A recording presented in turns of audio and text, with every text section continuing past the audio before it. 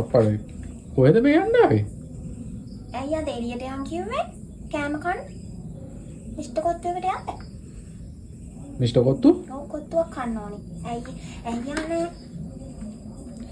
Mister kottu ගිහිල්ලා මේ දවස්වල කුටික් කන්න වෙන සීන් එකක් තියෙන්නේ. ඇයි අපි එක දවසක් ගෙනල්ලා කෑවේ රසයි. ඒකට යන්කෝ. රස වගේම තමයි කෑමත් මේ දවස්වල. ඉතින් ඒක තමයි කියන්නේ. ඒකේ කෑම රසයි කියලා. මොන කෑමද ඔයා කියන්නේ? මං කියන්නේ කුටි කෑම. අපිට ගහන්නේ නෑනේ. ඔව් ඉතින් අපිට ගහන්නේ නැහැ කිව්වට ඔය ගහන්නේ අහිංසක මිනිස්සුන්ට තමයි ඉතින්. පව් ඉතින්. ඔව් නේද? මේ මිනිස්සුත් පව් නේද? අපි වගේ මිනිස්සුනේ.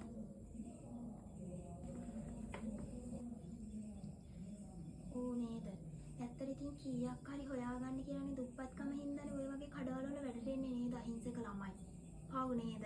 අපිත් එහෙමනේ. සල්ලි තිබ්බනම් ඉතින් අනුන්ගේ තැන් වල වැඩ කරන්නේ නෑනේ. අනුන්ට යටත් වෙන්නේ නෑනේ. පව් අනේ.